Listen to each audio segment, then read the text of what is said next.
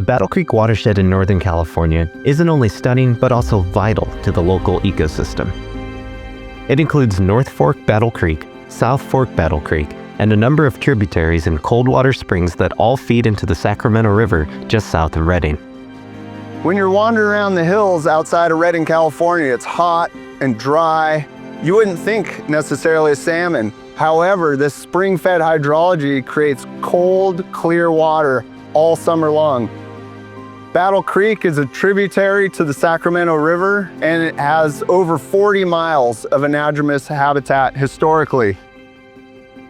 I don't think I've ever lived anywhere outside of my homeland. I've always lived within Wintun country. Redding Rancheria is one of two federally recognized tribes within Shasta County, and we also have blood ties to Wintun and Yana people. Battle Creek is within the Yana territory, and that was a main tributary of salmon in traditional times, and we're descendants of those people. My grandmother, Mildred Rhodes, shared a story when she was a young girl. In 4th grade, she had to catch the bus on the other side. The salmon were so abundant, she could run across the backs and never get her feet wet. And so that was what our water systems were like.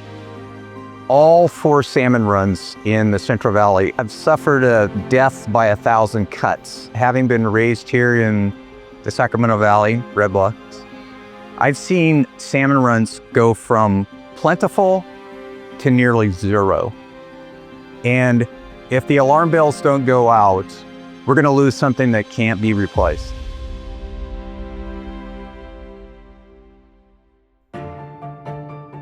The Sacramento River is home to 4 different runs of Chinook salmon. This is the most diverse assemblage of Chinook salmon runs in any drainage in the world. One of them that is unique to California is the winter run Chinook salmon, and they are a spring river specialist.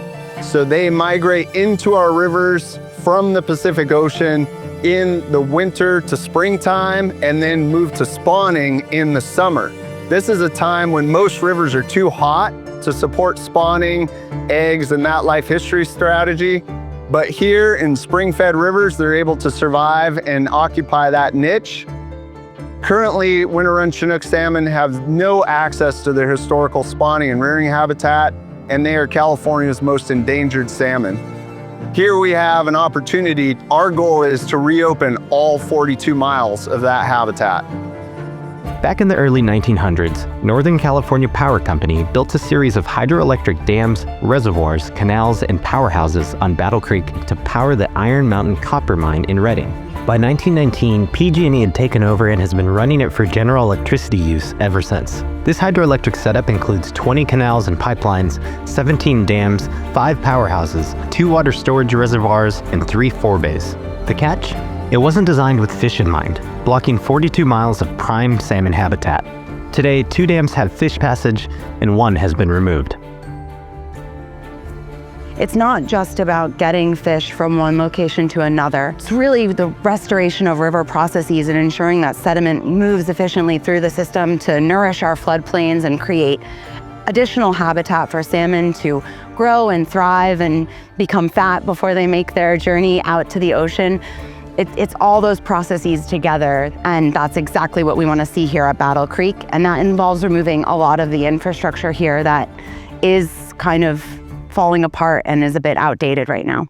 PG&E has decided not to relicense the Battle Creek Hydroelectric project, and the reason is because it costs more to operate this facility than what is generated by the facility.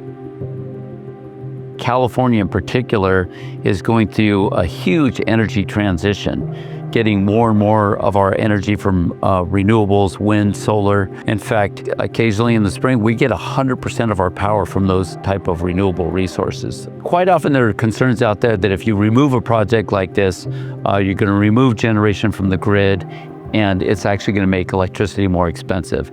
Actually, the opposite is true. We have some of the most expensive power rates in the country, and one of the reasons we do is PG&E has a number of facilities like this that are non-economic. Really, it's just a blight on that river system, and the only route is to decommission this, because in the end, with the restoration, it'll be beneficial to everybody.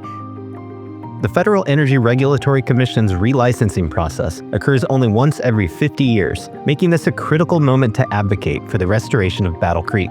It's a rare, once-in-a-generation chance to secure the best possible outcomes for endangered salmon and steelhead and our community. That's why we've partnered with others to make this vision a reality.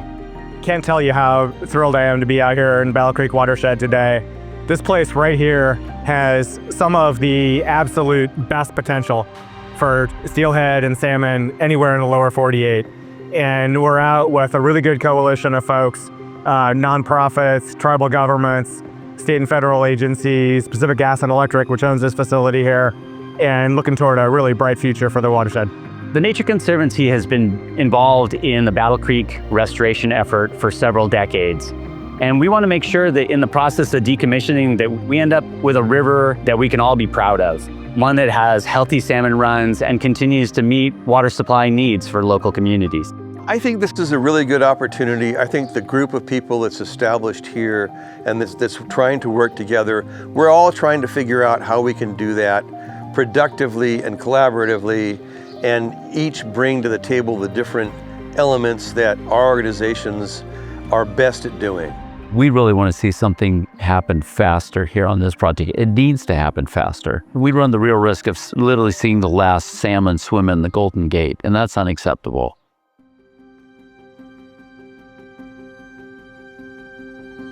As long as you educate the people and show them that restoration can happen, the benefits of that, a trail system, a park, who knows, maybe a fly fishing school or different things that help stimulate the economy locally. And if we could restore some of those populations and have them be real native fish and not just hatchery fish, I think that would provide real inspiration for other communities to start doing this kind of work themselves.